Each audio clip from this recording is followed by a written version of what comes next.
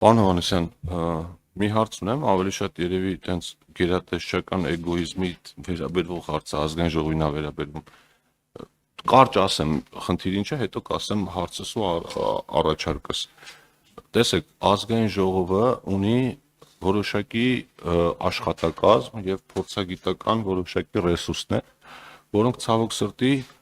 շատ դեպքերում բավարար չեն նորմալ փորձագիտական եզրակացություն ստանալու համար։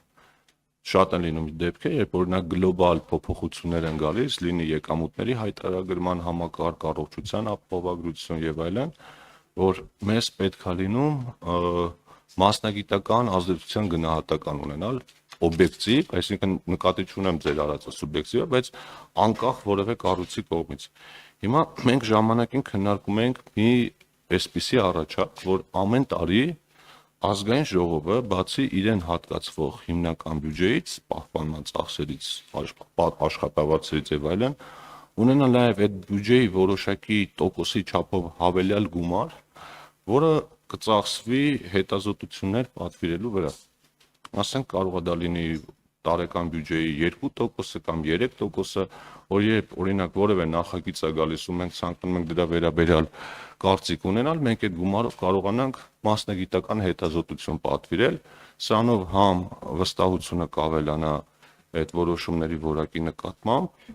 համ դա կլինի անկախ կառույց, համ էլ դրանով ակադեմիական համայնքին կխթանենք։ Որպես ֆինանսների նախարար, ինչպես եք նայում այդ առաջարկին, իհարկե չեմ ասում հաջորդ տարվանից, բայց ասենք օրինակ միջնաժամկետ հեռանկարում։ Շնորհակալություն, պարոն Թումանյան, կարևոր հարց եք բարձրացնում։ Ես կարծում եմ, որ մեր որոշումների որակը բարձրացնող ծախսերը արդարացված են, որովհետև այդ որոշումների որակը եթե ցածր լինի, դրանից հանրությունը ավելի մեծ վնասներ կարող է կրել, քան այն ծախսը, որը արվում է այդ որոշումների որակը բարձրացնելու համար։ Այդ է պատճառը, որ մենք նաև կառավարությունում այդ ուղղությամբ միջոցներ ենք ներդնում այդ որոշումների որակը բարելավելու համար։ Իհարկե, եթե ավելի գլոբալ խոսենք, առաջնահերթությունների հարց է, ինչպես գիտեք, մենք նպատակ ենք դրել առաջիկա տարիներին դեֆիցիտը կտրուկ կրճատել, եւ այս տարի էլ 1%-ային կետով այդ դեֆիցիտը կրճատվում է, եւ մենք պետք է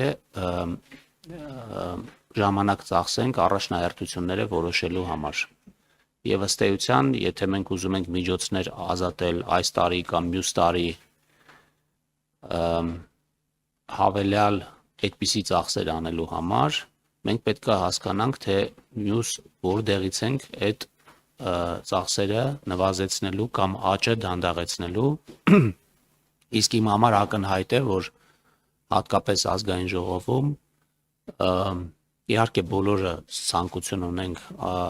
ամեն ինչ լավ անենք եւ շատ ծախսենք եւ շատ բաներ անենք, բայց հիմնականում հնչում են առաջարկություններ ինչ որ ծախսեր ավելացնելու, քան ինչ որ ծախսեր պակասեցնելու ուղղությամբ։ Հետևաբար ես կառաջարկեի այս քննարկումը այդ ֆորմատով անենք, երբ որ մենք էլ կոչ ենք անում մեր գործընկերներին կառավարությունում, որ եթե որևէ ուղղությամբ մի հատ լավ նախաձեռնություն կա, ապա զուգահեռ առաջարկ ներկայացվի, թե ինչը չենք ուզում շարունակենք անել եւ դրա հաշվին պետք է այդ ավելի լավ բանը անենք։ Շնորհակալություն։ Խնդրեմ, պարոն Թումանյան։ Շնորհակալություն, պարոն Հովհաննիսյան։ Ես դրա համար էի ասում միջնաժամկետում, որտեղ պարզ է, որ եկող տարվա բյուջեի մեջ այս փոփոխություն անելու դեպքում պիտի մի բան կրճատենք, բայց մյուս կողմից այդ դեֆիցիտը նաև կրճատում է որակյալ որոշումների արդյունքում, որակյալ որոշումներն էլ նորմալ աշխատակազմ ունենալու նաև գործունեով պայմանավորված եւ երկրորդ հանգամանքն էլ կար, լավ երկրորդ հանգամանքի մասին հետո կասեմ։ Շնորհակալություն։ Եթե թույլ կտաք, ես էլ մի բան հավելեմ, էլի, պարոն Հովհաննիսյան, այդ տրամաբանությամբ, այսինքն պետք է ազգային ժողովը ողջ բոլոր հավնաձվից եւ թե ձուն հավից պատմությունն է ստացվում։ Տիկին Վարդանյան, իմ կարծիքով ազգային ժողովը որպես ավելի քաղաքական մարմին ավելի քաղաքականության վերաբերյալ առաջարկ կարող է ներկայացնել, իսկ տեխնիկական մասով ավելի շատ մենք կարող ենք բանանել, թեև ելի եմ ասում, դեմ չեմ, որ այդ տեխնիկական գնահատում անելու կարողությունը նույնպես լինի։ Ես ուղղակի ուզում եմ հիշեցնեմ, որ մենք կառավարությունում ունենք ազդեցության, կարգավորման ազդեցության գնահատման ֆունկցիա ստեղծված, բայց այստեղ հարցը նրանում է, որ մենք կարող ենք միջոցներ հատկացնել ֆունկցիան ստեղծել, բայց հետո պարզվի, որ մարդիկ չկան, ովքեր կարող են այդ գործը անել։ Ես մեր փորձից եմ ասում, որ քանի որ Հայաստանում այդ գործը անելու մասնագետները շատ սահմանափակ են, մենք մոտավորապես 1 տարի ծախսել ենք, որպեսզի մեր աշխատակիցներին վերապրոֆիլավորենք, որպեսզի իրանք կարողանան հասկանալ, թե ինչ է նշանակում գնահատում։ Սա շատ կարևոր նրբություն է, որը եւ հիմա շարունակում ենք, այսինքն